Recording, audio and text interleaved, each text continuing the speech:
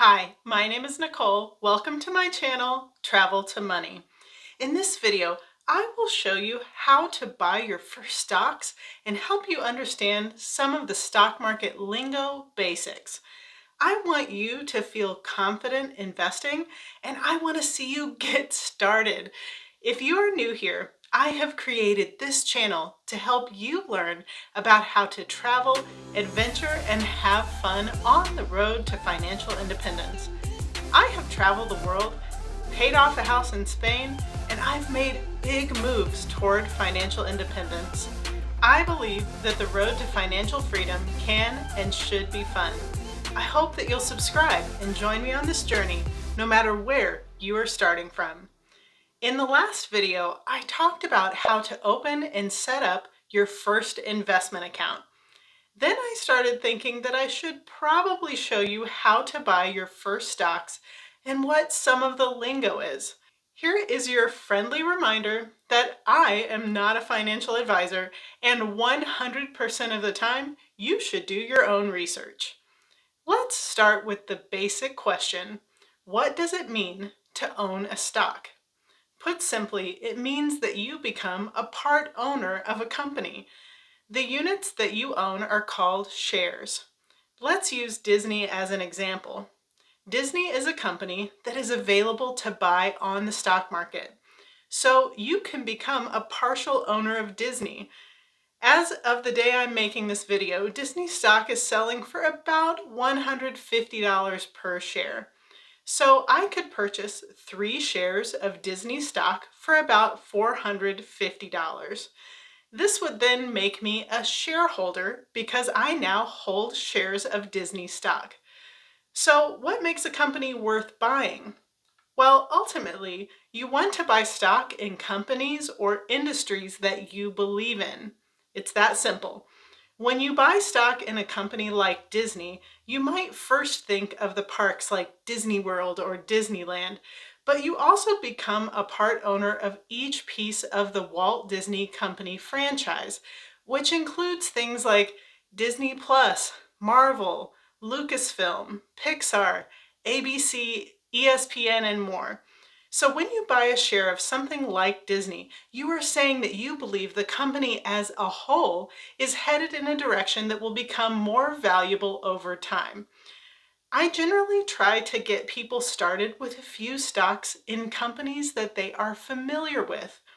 I was helping my friend's son, who is 12, to make some of his first stock purchases. When he realized that he became a part owner of Disney, Apple, Tesla, and Nike, this blew his mind, and it also piqued his interest, making him want to understand more. And this is something I would recommend for anyone just getting started. Buy a few stocks of a company that you use regularly that you believe in. Do you shop on Amazon every week? Maybe you should buy a few shares of Amazon stock. Do you subscribe to Netflix and believe they will only continue to grow? Maybe you should buy a few shares of Netflix. Are you a loyal iPhone and MacBook Pro user? Maybe you should buy a share of Apple stock. Okay, so once you own a few shares of stock, how do you make money? People all over the world are buying and selling stocks throughout every day. When a company is doing well and making good profits, people are willing to pay more for that stock.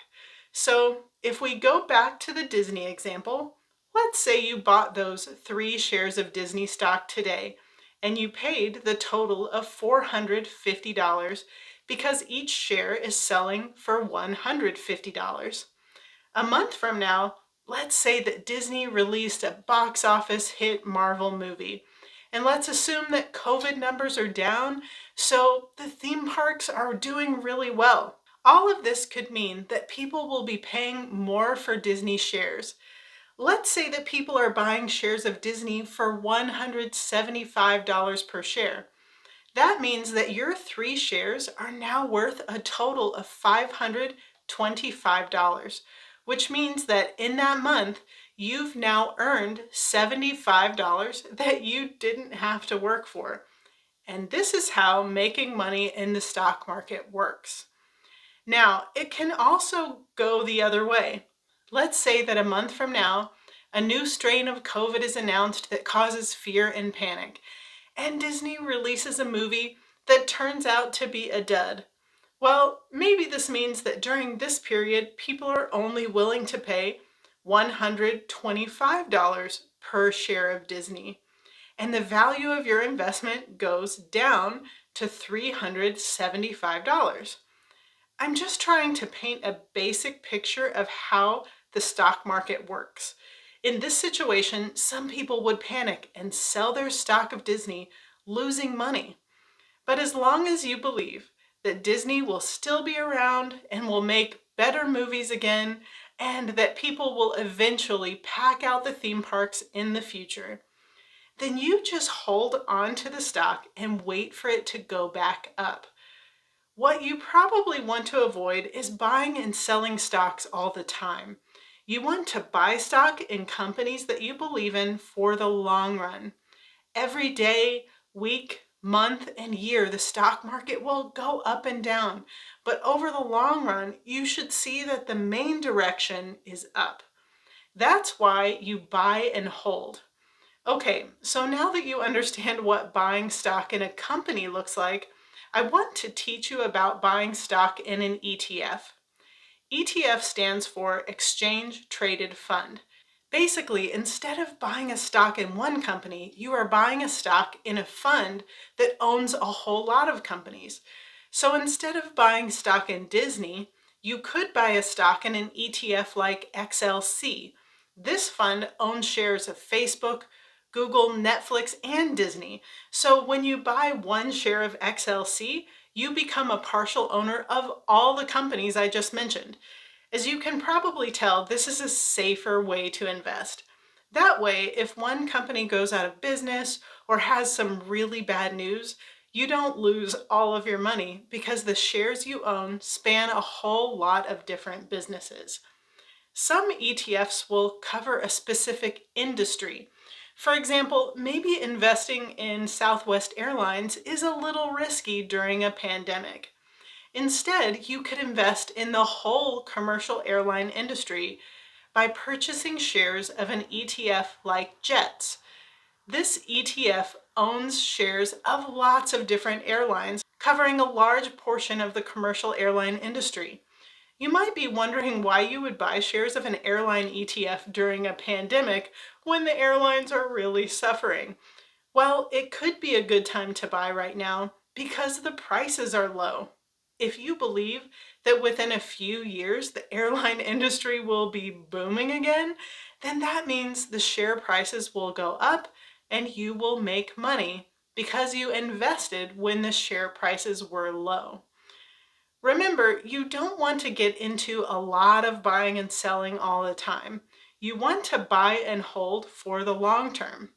When you buy a stock, ask yourself what the potential is over the next 5 years. Don't worry about what it will be worth in 1 month or 6 months. What will it be worth in 5 years? Another example of an ETF is one that covers an index. These are also known as index funds. A large portion of my investments are in the Vanguard S&P 500 index fund. This ETF owns portions of the top 500 companies in the US and helps you to have investment in a wide range of the top US companies. Over time, this fund has always done well. As you can imagine, because this covers a whole lot of the US market, if the US ever has a real crisis or economic downturn, for that period of time, the shares will go down in value. But if you believe the US economy will always rebound, then it's generally known as a great time to invest. Keep in mind that these funds have always recovered. In the last 15 years, this Vanguard fund has had only 2 years that were in the negative, which means it has had 13 years in the positive. You just have to roll with the punches and you generally always come out on top. Now, it's always good to have investments that cover different markets and different industries. For example, I also own shares of index funds that cover worldwide markets. This way, if the US ever has a hard year or two, I still have investments in other parts of the market. It's like the old saying, don't put all of your eggs into one basket. Okay, so now let's talk about how you buy those first stocks.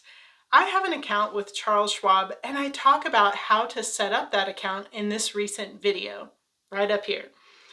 Whatever company you have an account with is going to have a similar process to buying and selling stocks. So I'm going to go over the basics that will help you to navigate any account you have. Once you have an account set up, like a Roth IRA or any kind of brokerage account, you will have to transfer money to that account in order to start buying stocks. You can simply make a transfer from a checking or savings account that you have. It can sometimes take a few days for the transfer to complete. Once that money is transferred into your investment account, it's sitting in something called a cash account. This just means that it is cash that you have in your account that is available for investing. It isn't earning anything or invested in anything at this point. It's just sitting there waiting for you to invest it. Every company that you are able to buy shares of on the stock market is considered publicly traded, which just means that you, as a member of the general public, can buy and sell shares of the company. Each company or ETF that you may want to purchase has something called a ticker symbol. This is usually a combination of a few letters. For example, Netflix has a ticker symbol of NFLX. Disney has a ticker symbol of DIS. This symbol represents the company within the stock market.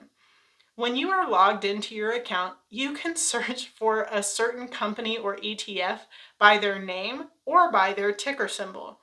If you type in the name of a company, it will pull up different ticker symbols. Just make sure that you've selected the correct one that you are looking for. So let's say that you wanted to buy 3 shares of Disney stock. You have already transferred money into your investment account that is being held under the cash account section. Then you would use the search field and type in DIS for Disney and then select that ticker symbol. From here, you can usually see information about the company and charts that show the performance. Since you are ready to buy, you want to select Trade. This will bring up another screen and you will make certain selections. The first thing you want to select is Buy.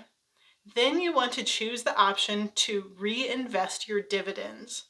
Then you want to put the number of shares in that you want to purchase. So I'll put in the number 3. Then it will show you the current price of each share times the amount of shares you want to buy and give you a total estimated amount that you will pay. Then you have to choose the order type. I usually select market, which means that I will pay whatever price it is selling for on the market. You can also select limit, which means you will put in the maximum price you are willing to pay. For example, if Disney stock is selling for $150, I might put in that the maximum I'm willing to pay is $149. If the market doesn't drop that low, it won't purchase the shares for me. But as soon as the market drops to $149, it will make the purchase for me. Then you have what's called a stop, or sometimes referred to as a stop loss. This is used more for selling shares than for buying, so I'm not going to cover that here. For the basics, stick to a market order or a limit order. Then you choose how long you want your order to be good for.